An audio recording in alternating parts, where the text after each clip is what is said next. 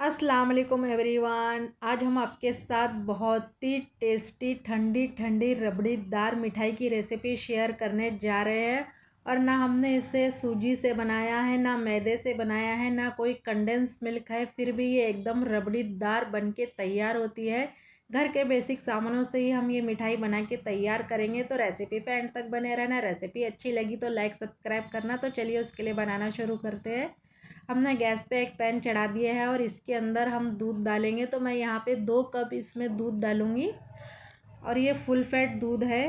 दूध मेरे पास पहले से ही बॉयल मौजूद था, तो इसकी मलाई वगैरह हम मिक्स कर लेंगे।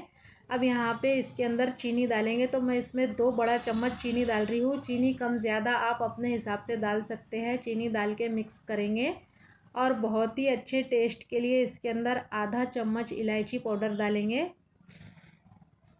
तो हमने इसमें इलायची पाउडर डाल दिया है। अब इसे भी डाल के अच्छे से मिक्स करेंगे। तो ये डिज़र्ट बहुत ही टेस्टी बन के तैयार होता है। तो यहाँ पे दूध को हाई फ्लेम पे हम बॉईल कर लेंगे। अब यहाँ पे रबड़ी जल्दी से बन के तैयार हो, उसके लिए हम 2 चम्मच वनीला वाला कस्टर्ड पाउडर यूज़ कर रहे हैं। तो मैंने यहाँ पे आधी कटोरी दूध में 2 चम्मच कस्टर्ड पाउडर मिक्स कर ली हूँ। तो हमें यहाँ पे ठंडे दूध में ही इसे मिक्स करना होगा, जिससे कि इसके अंदर कोई भी लम्स वगैरह ना हो। अब हमने इसे मिक्स कर लिया। अब ये सारा कस्टर्ड हम दूध के अंदर डाल देंगे और इसे डाल के मिक्स करेंगे।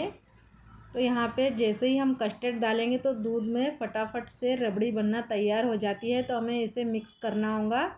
और मैंने यहाँ पे 2 बूंद येलो फूड कलर भी इसमें यूज़ की हूँ, तो वो मुझसे मिस हो गया है।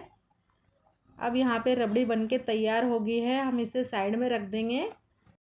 मिठाई बनाने के लिए हमने यहाँ पे आधा कप चावल को भिगा लिया है आधा घंटा पहले। वैसे तो ये टुकड़ा चावल है, आप कोई भी चावल ले सकते हैं, इससे बहुत जल्दी चावल भीग जाता है।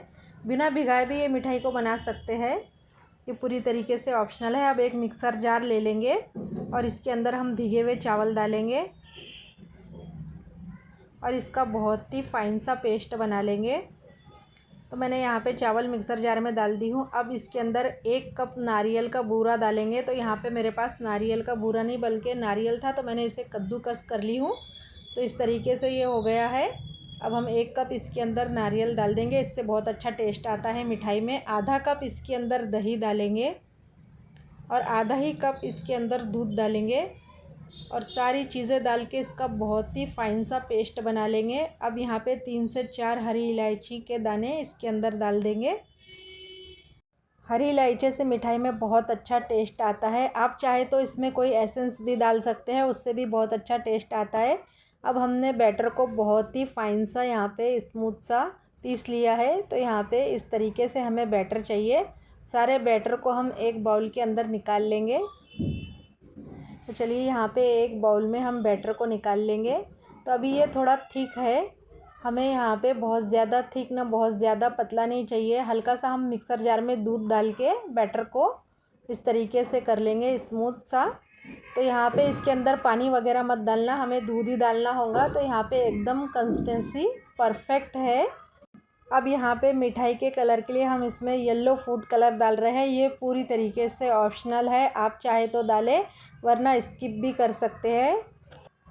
बिना कलर डाले भी ये मिठाई अच्छी लगती है, लेकिन मैं इस तरीके से इसके अंदर कलर डाल के मिक्स करूँगी। तो हमने यहाँ पे 3 से 4 ड्रॉप इसके अंदर कलर डाल लिया है और इसे डाल के बहुत ही अच्छे से मिक्स करेंगे। अब जिस भी बर्तन में आपको बनाना होगा वो यहाँ पे ले लेंगे। तो मैं यहाँ पे एक प्लेट में बना रही हूँ इस तरीके से थाली वगैरह।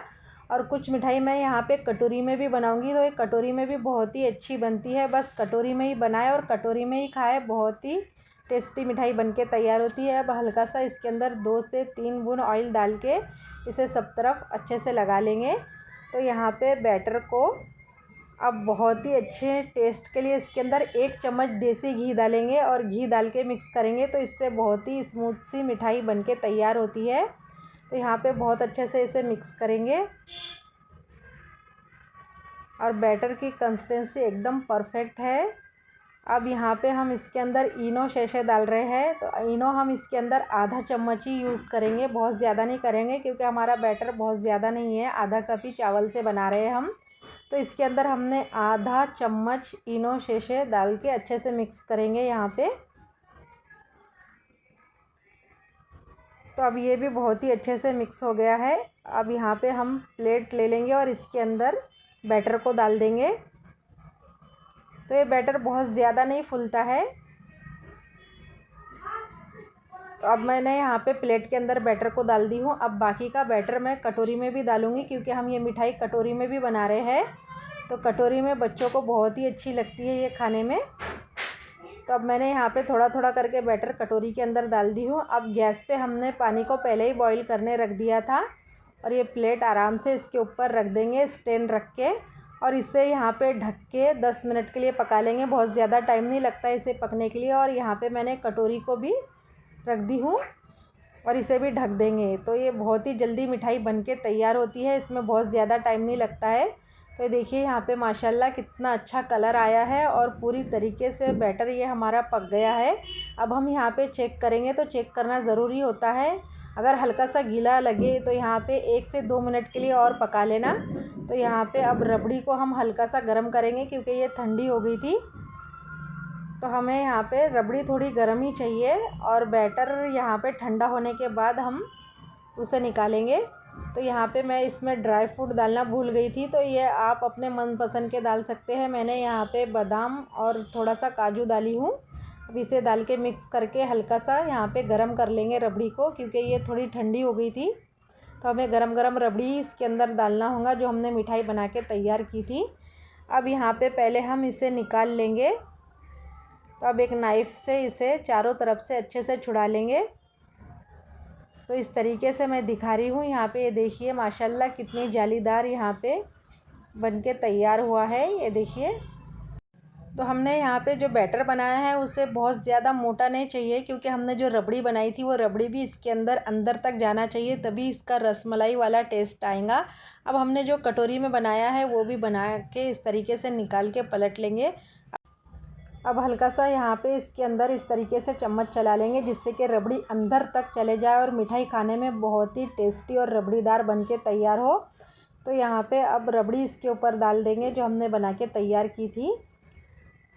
तो यहाँ पे हमने पूरी तरीके से इसके ऊपर रबड़ी डाल दी है और इसे यहाँ पे ठंडा होने के लिए फ्रिज में रख देंगे। अब जो कटोरी में हमने बना के तैयार किया था वो भी रबड़ी इसके ऊपर डाल देंगे। तो ये बच्चों को बहुत ज़्यादा पसंद आती है। अब यहाँ पे इसके ऊपर ड्राई फ्रूट डाल देंगे। तो ड्राई फ्रूट आप अपने मनपसंद के डाल सकते हैं। मैं यहाँ पे पिस्ता और बादाम डाल रही हूँ। और इस तरीके से ये मिठाई 3 से 4 दिन के लिए फ्रिज में स्टोर करके भी रख सकते हैं। तो यहाँ पे बहुत ही अच्छे लुक के लिए हम इस पर गुलाब की पत्ती डालेंगे और बच्चों की मनपसंद इसके ऊपर हम चेरी भी डालेंगे, तो इससे बच्चों को बहुत ज़्यादा पसंद आती है। तो देखिए माशाल्लाह पूरी तरीके से हमारी यहाँ पे मिठाई बनके तैयार है। और अभी ईद की दावतें भी चल रही है, तो इस तरीके से ईद की दावत पे अपने मेहमानों को बना के खिलाना, और बहुत ही ये टेस्टी और रस भरी मिठाई लगती है। तो इसे फ्रिज में 2 से 3 घंटे के लिए रख देना, जिससे कि ये अंदर तक रबड़ी को एब्जॉर्ब कर ले और एकदम रस भरी यहाँ पे मिठाई बनके तैयार हो। तो देखिए माशाल्लाह कितनी सॉफ्ट मिठाई यहाँ पे बनके तैयार हुई है। आप मेरे काटने से ही समझ सकते हैं कि बहुत ही टेस्टी बनके तैयार होती है। और इसे 3 से 4 दिन के लिए फ्रिज में स्टोर करके भी खा सकते हैं। तो रबड़ीदार हमारी मिठाई बनके तैयार हुई है। अगर हमारी ये मिठाई की रेसिपी अच्छी लगी तो लाइक शेयर सब्सक्राइब करना। मिलते हैं एक नई रेसिपी के साथ। अल्लाह हाफ़िज़।